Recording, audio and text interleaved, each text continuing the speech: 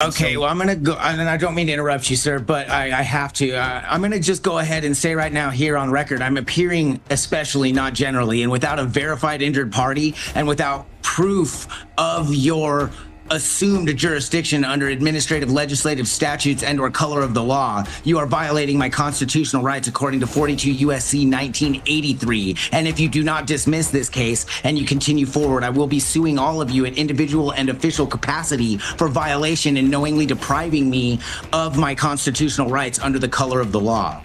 I'm time served on the other one. I would be time served on this, or you guys can all get sued. I don't really care. And I hear what you are. I hear what you are arguing. It is not. It's incumbent on the defendant to appear in court on their court date. There can be all kinds of explanations for why someone doesn't appear, but it's not the court's responsibility to simply say, well, because you got arrested by another jurisdiction, you're exempt from having to appear in our court. You had an obligation to appear and you did not appear. This hearing explodes out of the gate with one of the most recognizable courtroom confrontations you'll ever see. A defendant invoking constitutional violations, federal civil rights lawsuits, and jurisdictional challenges before the judge even finishes speaking. But beneath the dramatic language and sovereign-style arguments lies a much more ordinary and legally decisive issue: repeated failures to appear and escalating bond conditions. Today's case follows Mr. Cardona, a defendant juggling multiple municipal charges across jurisdictions while insisting the court has no lawful authority over him. He claims unlawful detention, administrative statutes, and even threatens a federal 42 USC 1983 lawsuit against everyone in the courtroom. But here's the twist. While he argues ideology, the court responds with procedure. While he escalates, the system tightens structure. And while he threatens lawsuits, prosecutors quietly negotiate. So watch closely, because this hearing becomes a perfect real-world clash between sovereign-style rhetoric and standard criminal procedure. And by the end, the outcome won't be decided by constitutional speeches, but by a plea deal reduced behind the scenes. Let's break down exactly how that shift happens, moment by moment. Judge Khan, okay, Julio? Okay. You look exceedingly great today, Mia, and yay, Judge Khan. Hi. Still the same old charming self. Okay, good morning. I'm really grateful to see you. You don't even, it's been crazy. I've been looking forward to this moment. I imagine you are. We've been tracking you as to where you've been, so we knew where you were in Jeffco for a while. Great. I was worried. I'm like, why am I not trying? Yeah. Anyways, health. Yeah. I'm grateful to see you guys. Okay. So Ms. Colleen. I was able to speak with Mr. Cardona. He is inclined to take the plea. However, before he does that, he wanted me to inquire, since he's been in custody since April 3rd, if he would be getting credit from that date. So Ms. Talene, the credit that he would get would be for the time that he's been in custody in Boulder, not for the time he's been in Jeffco. And that's only for a day. I think he's only been here for a day. So in other words, no. Okay. No dice. So then I think he's probably not going to end up taking that deal. I mean, I will say he still has some other stuff that he's got to figure out. So I'm time served on the other stuff because it's since they entered a writ on April 10th. So I'm time served on that. And I'd be willing to like negotiate. Like, look, I've been through so much. My mom is stealing my fucking dog, which you guys are careful with the language. Careful. Yeah. You all know that she's mine. And so I had to take a plea, and I'm just so done with all of it. I'm ready to take a plea, whatever. I'm over it. I've just done 122 days of my life for something that I did not do. And so if you guys could help me to help you to help us, I'm definitely down. I'm just not going to sit in here for 45 more days for mostly garbage charges, like prohibited item. No. I'll bail out and we'll go to trial if we have to, but I would much rather not have to have loose ends, and I would much rather deal with it than have to continue prolonging it. So if we can come to an agreement that's not. So let me ask. I can't be part of that discussion. So let's pause for a moment. So let me ask you this, Julio. What if we brought you back next Wednesday and I could speak with Ms. Keller about some different options for you? That would be great. If in the meantime, as I said, I'm time served on my other ones, and so I mean, you'd be able to bond out still. If you can post your bonds, you'd be able to bond out. But according to the jail, there's a $50 cash only bond. And since like I was trying to come to court last time, I got arrested 2 days after you signed the release or PR bond on Sunday, the 28th. I would have been here, but I got arrested. So if you would be willing to reinstate that PR bond on that, I'd be grateful. I'm still held on a $2,000 bond until I go to court, but I don't want to be stuck in here. If I post a $2,000 one, which I guess, right, if I post a $2,000 one, I don't want to be held here on a $50 more thing. So if you'd be willing to redo what you did on Sunday, March 28th by signing a PR bail and reissuing that, I'd be grateful. I would have been there, but I was in jail and I couldn't be there. If you'd be willing to do that, I'd be grateful. If not, I can probably try to come up with a $50 bond. That it's currently $50 cash only.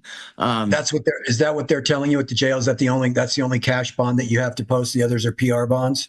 No. So originally when I first got here, before I got here, I was told I had 4 $200 cash or surety. Right here is where the courtroom dynamic locks in. The defendant frames his absence from court as unavoidable because he was jailed elsewhere, but legally, that explanation doesn't erase a failure to appear. Courts treat attendance as the defendant's responsibility regardless of custody in another jurisdiction unless transport arrangements were formally requested and documented. Judge Jaff Khan's response is textbook. He acknowledges the argument, but immediately returns to procedural duty. Notice the language. It's incumbent on the defendant to appear. That's judicial shorthand for explanation noted, obligation unchanged. This moment matters because bond decisions hinge almost entirely on appearance reliability. From the court's perspective, multiple missed appearances equal increased risk, and increased risk equals cash bond instead of PR release. So already, the judge isn't reacting emotionally to the constitutional claims or threats. He's evaluating behavior patterns, missed court dates, custody transfers, and compliance history. And that procedural lens will shape every ruling that follows. Bails, meaning the 10 cent, like basically $80. But then I got here and they're now telling me that there's a $150 cash only for my municipal cases, but no PR bonds. So I basically have to post a $2,000 cash or surety bail and then a $50 cash only bail. I do have my family working on the cash or surety $2,000 bail. But that apparently they didn't do the 10% option or whatever, so they can't just go to touchpaydirect.com and do it like they usually would. My mom's obviously doing the other thing, so the only person I have that is family to help is over 10 hours away and not able to be here. So they're trying to do it online and trying to facilitate to that. But even once they accomplish that, then I'd still be held here on the $50 cash only bail until I could come up with that. It was like, so if just originally on March 26th of this year, I took a plea bargain and then I was still held here to come to your court. And then on Sunday, the 28th, I'm assuming it was you, signed the approval for a PR bail in my municipal cases. And I was released on Sunday, the 28th, and I was arrested again on the 3rd. So it wasn't that I was trying. When I'm in cuffs, I can't show up. You know what I mean? I did have my family text Ashley, try to reach out to Ashley and everybody to try to communicate so that you would be aware that I wasn't trying to skip out on you, and that it's been a crazy few months. Okay, so let me just have you pause for just a moment, Mr. Cardona, because what Fernanda has been doing while you were speaking was getting me copies of the warrants and the bond amounts that are on those warrants from our court. There's a $200 cash bond. There is a $200 cash bond. There is a $200 cash bond. there is a $200 cash bond. I know that 2023 4906 is not eligible for a PR bond. That's one of the $200 cash bonds. And at this juncture, not today, I'm not willing to convert those to PR bonds. They would maintain those. That one is a cash bond. We can do this now, or what we can do is hold off, like Ms. Talene was saying, and come back on Wednesday. And in the then meantime, be able to talk to Miss Keller and see if we could work out some disposition. I don't know. We may or may not, and then we could deal with the bonds as well. But okay. Even if we could get them to convert it to the cash or surety 10% thing, I'd be willing to post a bond. I have no problem trying to post. Maybe that's what you're thinking, because our cash bonds also come with an alternative of a surety bond. The surety bond is $500. So maybe what you're thinking is that you have to pay $50 to a surety, yeah. and that's your 10%. But yeah, our cash bond right now is $200. A surety bond would be $500 on that case. So that's why you might be thinking all you have to do is come up with $50 to get a surety to do it. But that's not something that I have control over. That's obviously between you and a surety, a bonds person. So whatever happened to the 10% thing that you guys used to do, to where my dad could just jump on the... That's not us. That's what I'm saying. That's something that's done with a bonds person. And there may be something where there's an online process. Ms. Talene may know more about that than I do. I've never interacted with the online bond posting process with a surety, but that's a separate person who's doing that, or a company that's giving you, posting the bond on your behalf based on your dad or you giving them a certain percentage of the amount that's owed, and then them being responsible for the rest. That's how the surety bond works. Does that make sense to you, Mr. Cardona? Yeah, I'm just trying to, because every other time I've bonded out on every single case you're talking about right now, including the one that you say is not PRable, and I've been released on that charge on PR several times. So I'm just confused as to why it's suddenly different. Well, right now you have a cash bond that I've imposed, and it's because there's been failures to appear. Obviously, that's why I've made it a cash bond and am not converting it to a PR bond. I am going to follow the state law with respect to the ones that you're entitled to have PR bonds, and some charges you are automatic PR bonds. The more serious ones are not. The ones that are less serious, like you mentioned, a tent or a camping charge, those are automatically eligible for PR bond. That's probably why. What you remember most is most of your cases have been eligible for PR bonds because they were automatically eligible for some. So I mean, like, you released me on those charges, even the ones that you say, and again, it wasn't that I didn't appear, it's that I was being held against my will in another county's jail. So if you could reconsider that, I'd be grateful, because I'm not going to reconsider it today, because I don't think any party has the opportunity to go through all of the circumstances of each of these. And given that Ms. Talene is in the mindset to see you Wednesday, and that you have another case that's pending with the bond for this state, let's reset your case. If everybody wants to remain on, I'll pause and I'll look through every single one of these cases to see which ones are eligible. But it may take me quite a bit of time to do that. I would be grateful. Mr. Cardona does have a court appearance with Boulder County on the 13th of August. So I believe he's still being held until then. Right, but I have the bail for that. I'm going to post bail on that, and or also that court date on the 13th. I'm already time served already, according to the deal that they're going to do on the 13th. Let's pause, and then I'm going to look through the files, see what I have here. And then it may take me a few minutes, because I got to look through each one of them and see which ones are automatic PR bonds and then which ones are not. I know there's a lot. Thank you very much for working with me, guys. Okay, I'm going off camera for a moment. Oh my goodness. Oh, it's still waiting. They're going to come back. Appreciate you. He said it might take a while because I got like fucking 21 cases he's got to go look at. So.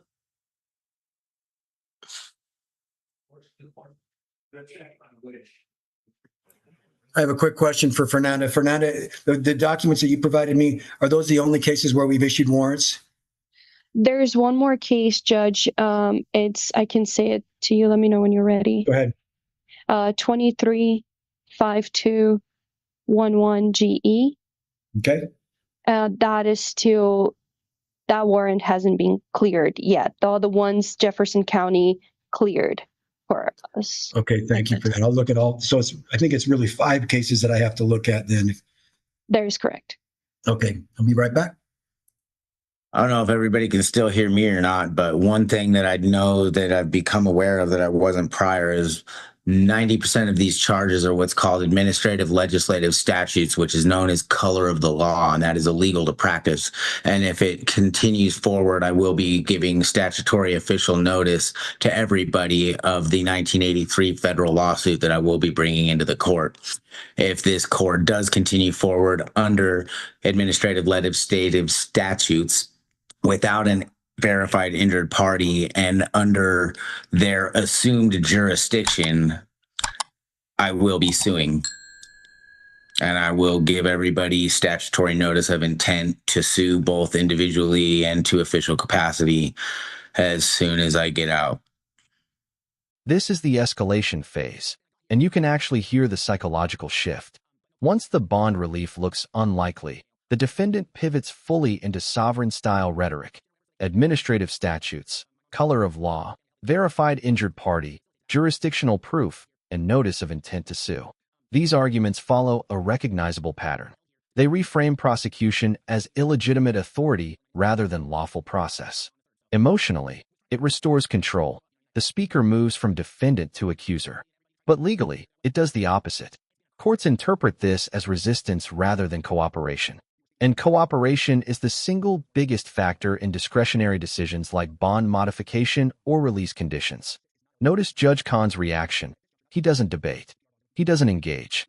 He simply declines to address it and returns to bond eligibility analysis. That's deliberate.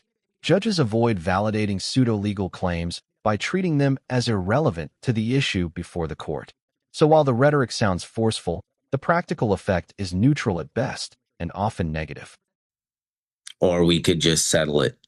Seems like it'd be a lot easier for everybody. There must be a verified injured party, and you must prove your jurisdictional means to do these things, none of which have occurred. I am hereby asserting my rights to those things, assuming that everybody can hear me. It's being recorded, so it's on record regardless. Yeah, this is classic reactance. The moment he feels cornered by bond conditions and prior failures to appear, he escalates into 42 U.S.C. 1983, color of law, and jurisdiction challenges. Emotionally, it restores a sense of control. Legally, it does the opposite. It hardens the court's position and makes bond relief less likely. It's still going. I'm still waiting. I'll let you know when I'm done. Hey. Okay, we can go back on the record. And I did hear what the defendant had to say with respect to his statutory rights that he believes he has. I'm not going to address those issues with him. That's certainly his right, and he can consult with his own attorney as to how he wants to proceed with respect to that. I'm just here to at this point to address the requests for PR bonds. There are many cases for which we have not issued warrants at all.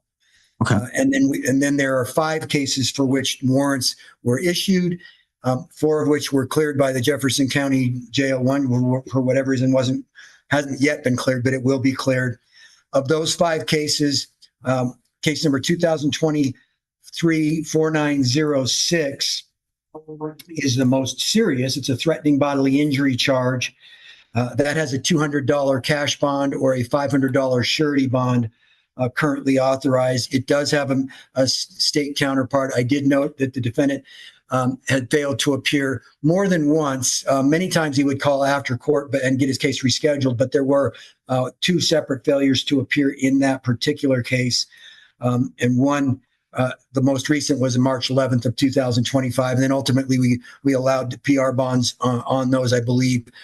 But in this case, now that there are cash or surety bonds in place, I'm going to maintain that cash or surety bond on case number 2023-4906. Case number 2024-5724 is an obstructing government operations charge. There's a prohibited items. That's PR bond, but the obstructive government operations is not a mandatory PR bond because it does have a misdemeanor state counterpart that will remain at a $200 cash bond or a $500 cash or surety bond. Case number 2024-5633.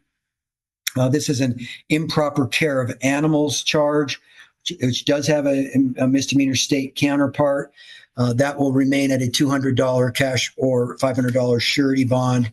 Case number 2024-5730 is an obstructing government operations charge. That does have a misdemeanor state counterpart. That will remain a $200 cash bond or $500 surety bond. And then case number 2023-5211 is an obstructing government operations charge, which has a misdemeanor state counterpart. That will remain as a $200 cash bond or $500 surety bond. All the other cases we have not issued warrants for, so that I'm not issuing warrants on those at all. If in fact you are released from custody on posting bonds, those cases will remain active and you can come to court on those. But I'm not going to issue warrants because I don't need to unnecessarily burden the system with warrants. Just as these ones currently are, because I was in custody when you issued the warrants. This section is crucial because it reveals exactly why the bonds stay in place. Judge Khan walks case by case through 5 warrants and ties each bond decision to 2 factors: seriousness of charge and prior failures to appear. That's the core of pretrial release law.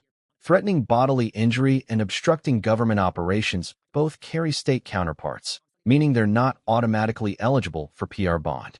Add documented missed court dates, and the judicial discretion tilts strongly toward cash or surety bonds. Notice how the defendant keeps returning to the same point: I was arrested elsewhere. But the judge's analysis stays fixed. March 11th failure to appear occurred while not in custody.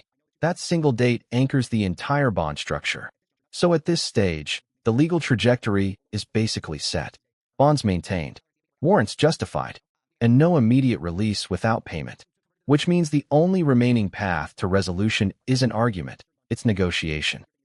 That's not actually true. You were not in custody on March 11th. I issued those warrants, those cash or surety bond warrants on March 11th. Then why would you release me on March 28th? You were ultimately released I think you were taken, not released, but taken to Jefferson County. No, I was released.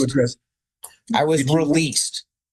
Okay, then if you were released, then you were released on some kind of bond that you posted. I was released on a PR bail on these charges, which is why I was asking you to please redo that, because the only reason I didn't show up was because I got arrested by Glenwood Springs or Garfield County and then transported to Jefferson County. That seems I was in custody by another jail after being released on PR bond on all these same ones. And I hear what you are. I hear what you are arguing. It is not.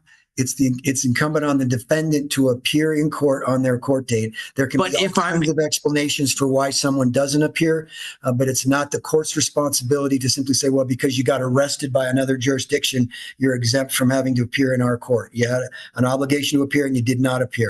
I tried to. They wouldn't bring me. There's nothing I can do about that. Right. Well, right now, I'm maintaining those cash bonds in place.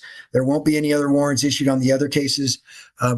Okay, well, I'm going to go, and I don't mean to interrupt you, sir, but I have to. I'm going to just go ahead and say right now here on record, I'm appearing especially, not generally, and without a verified injured party and without proof of your assumed jurisdiction under administrative legislative statutes and or color of the law, you are violating my constitutional rights according to 42 USC 1983. And if you do not dismiss this case and you continue forward, I will be suing all of you in individual and official capacity for violation and knowingly depriving me of my constitutional rights under the color of the law.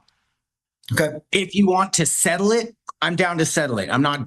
You can't talk to me about settlement with me present. You can talk to the prosecutor with your lawyer present for that, but I can't negotiate with you because I'm not on the other side of the case. That's between you and the prosecution.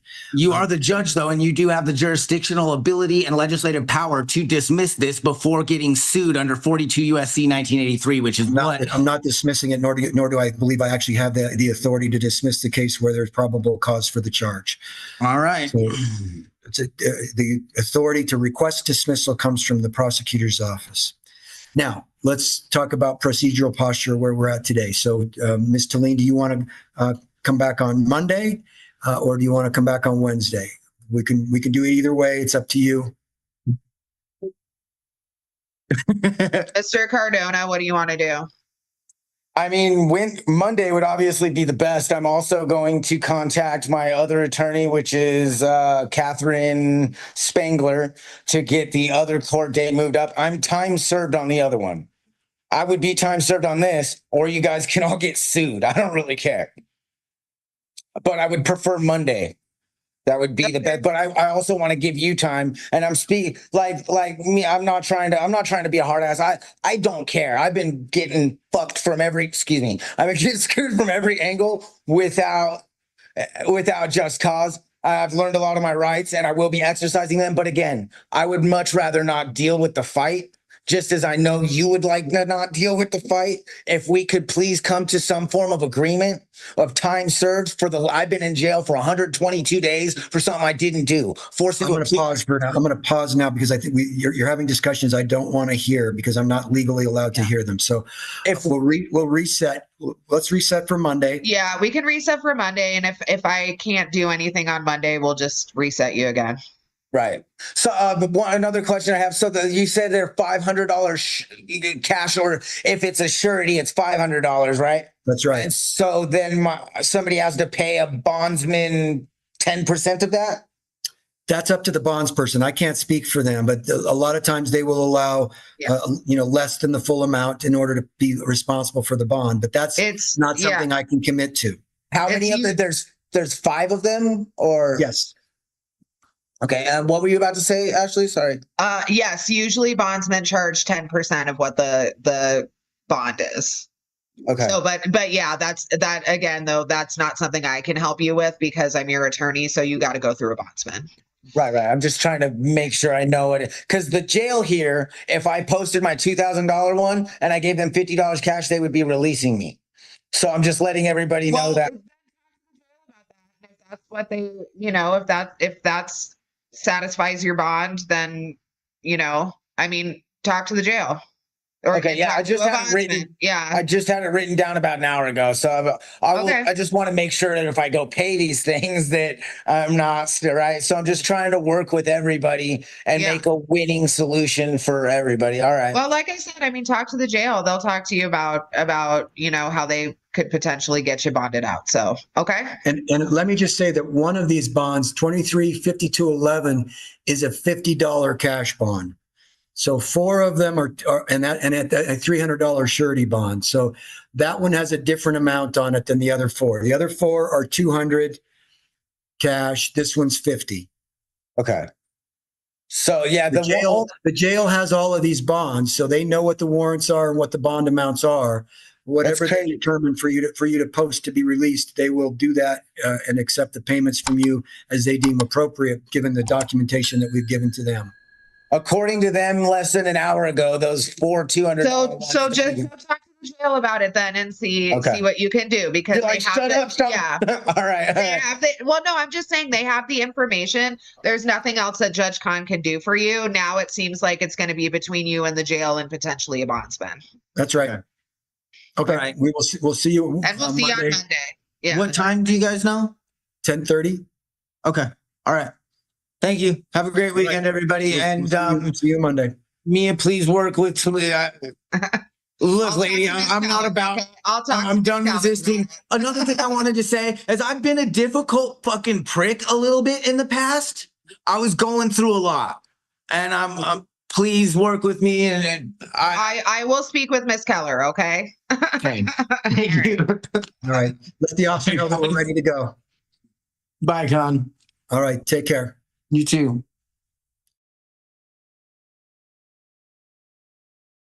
You know what the spiritual meaning of the sunflower is? Loyalty, faith, and fuck, it's failing me now.